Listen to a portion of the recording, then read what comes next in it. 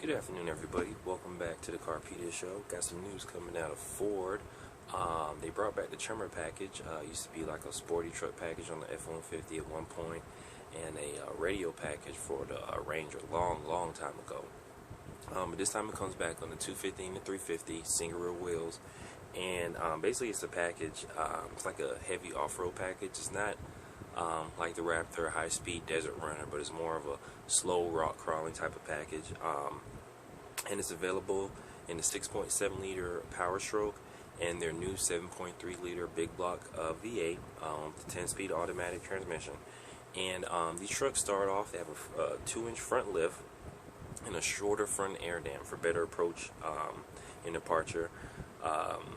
It has 10.8 inches of ground clearance, and it has a segment leading water fording depth of 33 inches according to Ford. And it has the best approach and departure angles ever put on a Super Duty because of its raised height. What it also has a Dana limited slip differential for the front axle only, and the locking rear differential that you get on the FX4 that returns. And of course, it has things like skid plates. It has more skid plates and things like this. And they extended the axle vent tubes for the vehicle. That way, when you're fording through water and stuff, this is what gives it its best-in-class 33 inches of water fording. That we don't have to worry about the vents sucking in water and stuff if they're not hot enough. And lastly, it has the Raptor's trail control, which is basically like their off-road cruise control. And from the factory, it has 35-inch mud terrain tires. So I'm gonna go ahead and drop the link down below so you guys can look at that. And like I said, I got this straight out of motor1.com. It came in today from them. So got that right there. Tell me what you guys think about that. I don't think they could really build a Baja type runner F250. I mean, it's a very heavy truck, but I think Ford has their sights set on the powerwagon, 2500 powerwagon. But what's interesting about this package is it's not a standalone model like the Dodge. It's basically available in everything from the XLT to Lariat, King, Ranch, and Platinum. The only thing it's not available on is the base XL. So tell me what you guys think about that. And then also, there's some Spied shots. They've been out testing the new Escalade. They have pictures of the new ESV, the longer wheelbase. And one of the noticeable differences between it is the rear end has gotten longer, so it has even more luggage and third row room. And the rear doors have gotten a lot longer. I don't know if you guys have noticed, the rear doors are actually pretty small on those vehicles. So I guess it's to help getting in and out the third row, things like that. But another big difference is, again, it's confirmed, the Escalade will finally get an independent rear suspension. Basically, Ford leapfrogged the full-size luxury SUV so much with the Navigator. There's a lot riding on the Escalade right now. I mean, I know it's been the #1 selling domestic full-size SUV for the longest. Basically, just if you want a full-size SUV, luxury SUV, you're getting the Escalade.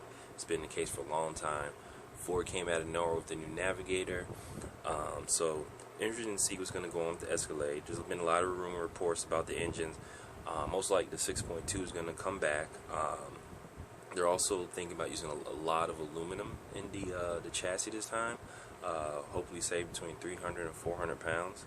And lastly, the thing about that really stands out with the Escalade is, they have that new brand exclusive 4.2 liter V8, the dual overhead cam engine with twin turbos. That's expected to make about 500 to 550 horsepower. So that's interesting. I'm gonna go ahead and put the link down below on this vehicle.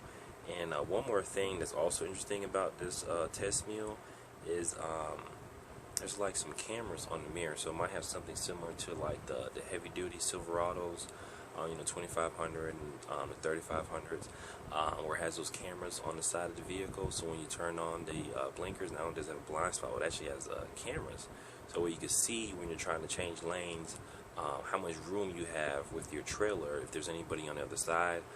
Most likely, because this test mule is testing with a trailer, most likely they're probably testing the new invisible trailer technology. This is only speculation. I find it hard to believe that GM would have that technology on the heavy-duty trucks and not put it on their most expensive SUV offering, you know, as at least as an option, whatever. So, like I said, the new Super Cruise, they're working on that. They're going to make it more of an autonomous vehicle. So, it's interesting to see what's going to come out with the Escalade. So, hopefully, it's a pretty good vehicle to go up against the Navigator, because right now the Navigator is killing the game. They've basically set the standard for what a full-size luxury SUV should be at, no matter from what brand, no matter from what country. It's a very nice vehicle. So tell me what you guys think about this. Do you think the new Escalade will have a chance? Do you think it'll be better than the Navigator, or do you think the Navigator will still be a better vehicle, but you know, because of the type of sales success the Escalade has had, the Escalade will still continue to be the #1 seller in this class?